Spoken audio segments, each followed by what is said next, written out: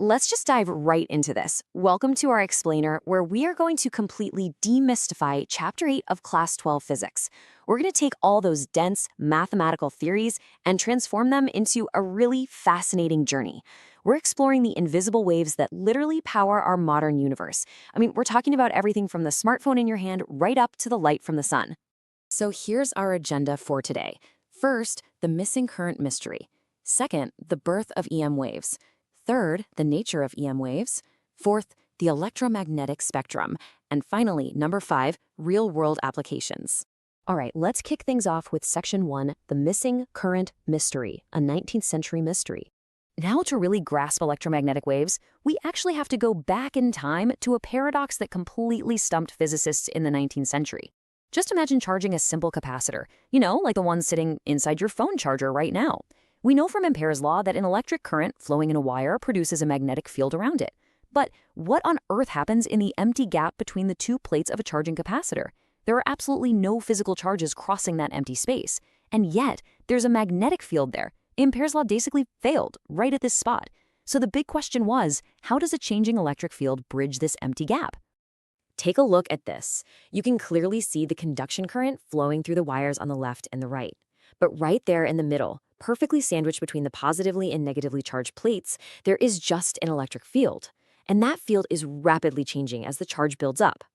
This changing electric field somehow mimics a real current, and it induces that looping magnetic field right in the middle of empty space. Pretty wild, right? So the brilliant physicist James Clerk Maxwell looked at this puzzle and introduced a totally revolutionary concept to fix Ampere's law. He called it displacement current. The absolutely crucial thing to remember here is that displacement current is not a current made of physical moving charges. Not at all. Instead, it is the effect of a time-varying electric field. Maxwell realized something profound. Just as a changing magnetic field creates an electric field, a changing electric field creates a magnetic field. It completely closed the circuit. Now, if you're prepping for exams, you absolutely need to nail down this distinction. Conduction current is the actual physical flow of charged particles. Think electrons cruising through a copper wire.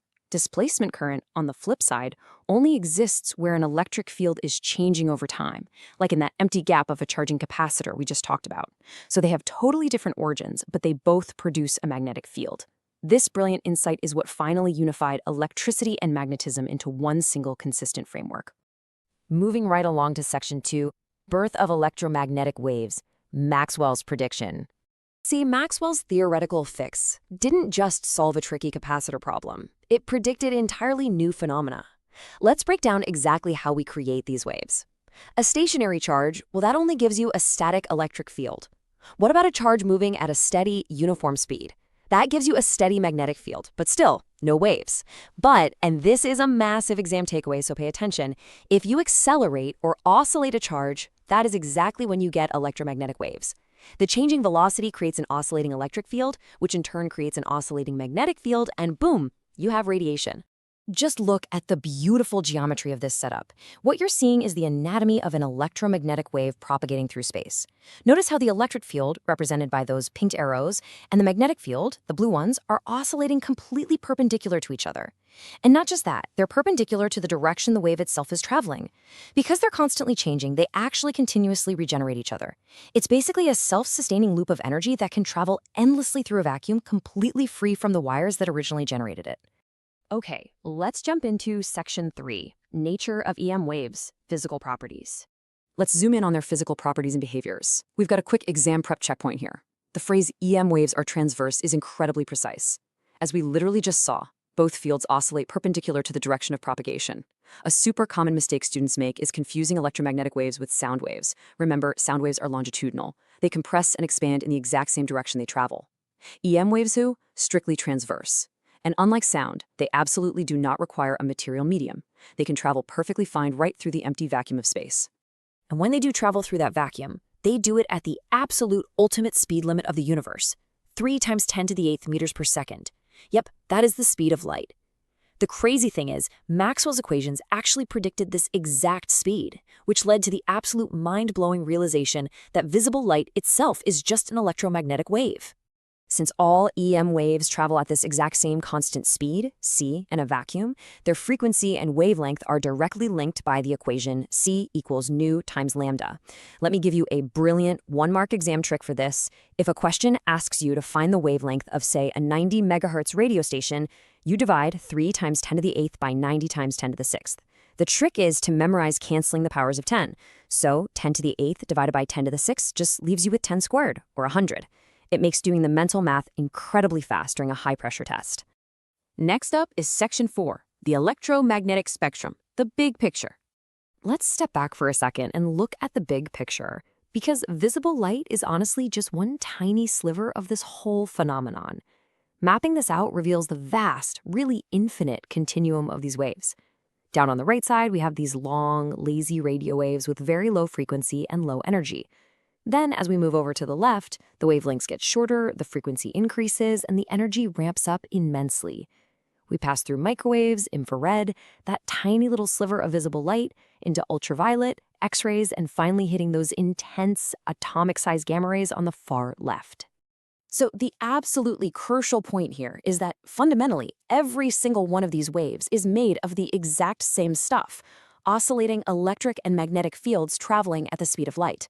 The only basic difference between, say, a radio wave and an X-ray is simply its frequency and its wavelength. Just looking at the numbers, radio waves can stretch over millimeters or even kilometers. But gamma rays? They are compressed into subatomic sizes smaller than 10 to the minus 12 meters. And that huge difference in size completely dictates how they're going to interact with matter. And finally, Section 5, Real-World Applications, Everyday Technology. All right, let's connect all this high-level physics directly to the technology you use every single day. We'll start down at the low-energy end.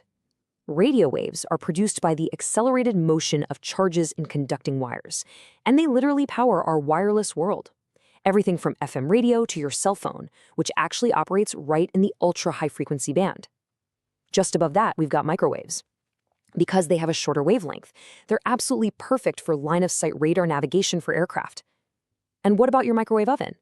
Well, it works by emitting a specific microwave frequency that perfectly matches the resonant frequency of water molecules.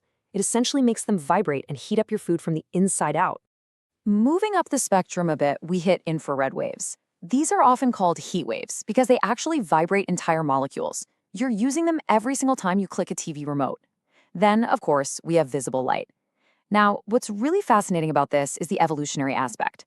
The center of sensitivity for our human eyes perfectly coincides with the absolute strongest wavelengths emitted by the sun. Basically, our vision evolved specifically to detect this exact narrow band of electromagnetic radiation just so we could survive. Finally, we reach the heavy hitters, the high-energy, high-frequency waves. Ultraviolet rays are used in things like precision LASIK eye surgery and to sterilize medical equipment. Then you have X-rays, which are produced when high-energy electrons strike heavy metal targets. They easily penetrate soft tissue to give us medical imaging of our bones. And gamma rays? The most energetic of all. They originate right from the nucleus of radioactive atoms. They are so incredibly powerful that we actually harness them to target and destroy cancer cells in medical treatments. It's pretty amazing, right? From a simple mathematical fix in Ampere's law all the way to treating cancer, Maxwell's equations really unlocked the universe for us. We are constantly swimming in this endless ocean of electromagnetic waves. They're sharing energy, transmitting our information, and literally allowing us to see. So I want to leave you with this thought. The next time you send a text, heat up a meal, or honestly just feel the warmth of the sun on your face, how does understanding this invisible, vibrating web of energy change the way you perceive the world around you? Keep learning, keep questioning, and I'll catch you in our next explainer.